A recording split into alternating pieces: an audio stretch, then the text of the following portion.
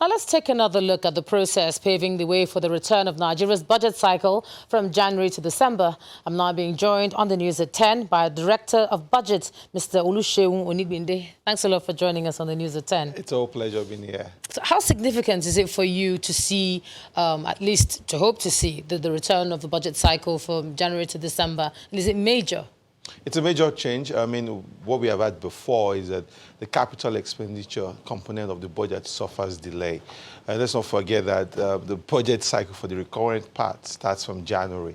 You can't tell your creditors, your salary people that you're going to wait till June or May to pay them salaries or to pay back that. So now we have the harmonization of the recurrent part and the capital component of the budget starting on January 1. So that's a good step forward. Also, it has also affected the audit of the budget. A budget that starts in May and ends maybe in another June next year, you begin to ask questions, when exactly do you audit that budget? Is it on the calendar year or on the fiscal year? So, I mean, we're able to now possibly get the audited report to come on time. The further thing is clarity and maybe of certainty around release of funds and within cycle that funds are going to be appropriated for and be able to be released. So maybe of certainty like that. Most countries, Eastern Bloc, the US or advanced countries, they stay on the time. There's a specific time where the budget is presented and passed. I think we can borrow from that and just focus and just do the right thing. Yeah, looking at the process, the whole journey of the bill through the legislature, it seemed pretty smooth. We didn't hear the talk of padding like we normally hear, we used to hear.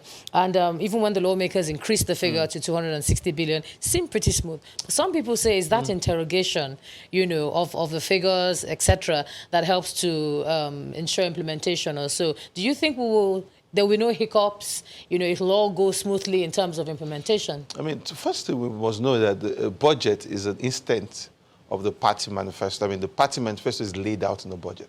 So I don't know why we have the same party leading the House and the Senate and also the president, and you always have challenges with the budget system. There should be some informal understanding about which direction are we taking the country to, and the budget is supposed to lay that out very, very clearly. But in Nigeria, too many interests when it comes to the budget at play, because that's the first point of appropriation.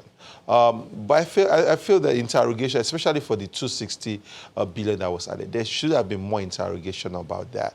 The presidency has 13 more days in the current year to look into that and be able to check and be certain that we have not had another round of padding in the budget. So I feel there should have been more interrogation. But he also made the comment that there can be variement and adjustment to the budget. So I feel, and the executive discipline is still there. The executive can choose which items, which projects get funded by the whole cycle of the budget. So even if you pad the budget, it's not compulsory that the item must be funded. There will be priority because we still have revenue challenges. I mean, we've done around 4 trillion naira in average revenues the last 2 years. We might be around 5 trillion naira next year if we do our best, and we have a budget of 10.59 trillion. And there will be question about how that will be funded. So there will be still a lot of priorities along how we go forward from here. And speaking about the funding, how comfortable are you in terms of how this budget will be funded? I know a lot of people have said we tend to borrow to fund. There's that whole additional $30 billion that is being asked for in terms of infrastructure projects. While it's not part of the budget, can you talk about the budget without talking about that? You can talk about that, but the 30 billion is going to be staggered, so it can't be something that will come in a single year, because most of these projects might even not even end in 2023. I mean, you'll be in power plants, you'll be in roads and things like that. So it's just an indicative amount where you're able to now shop for creditors all around the world to say we want to borrow. But I think it's very important that Nigerians look deeply into that, because you're doubling the external debt of a country. I mean, we were here in 2003, 2005, where our neck was broken on external debt payment.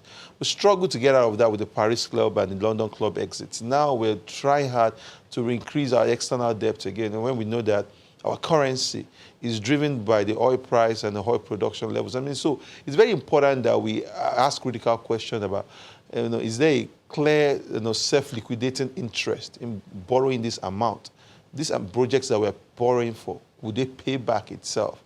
these projects that we're borrowing for, would they even pay back in the USD or in a foreign currency that we're borrowing for? Because, I mean, where I see a lot of items, I mean, what was released in social media, that this is what we are borrowing for by one of the aides, the president. I mean, we have not interrogated this deeply because we are going to double our external debt. And I don't think we have interrogated about, is this not changing our dynamics in a very significant way? One of the things for the average Nigerian, when we see budget figures, etc., is how that trickles down to development. Yes, it's hooray for some of them who've been able to say January to December. But looking at it's the end of the year and people are looking back on their finances.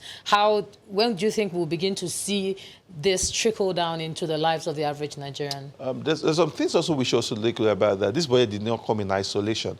There's a public finance bill. There is the Public Procurement Act reform. And so, I mean, we have now the public procurement that's increased the mobilization fee for contractors, so you expect more liquidity in the hands of the contractors. The public finance bill is also the other side, that increase in taxes and the TIN and all the much more interest in non-oil revenue for government.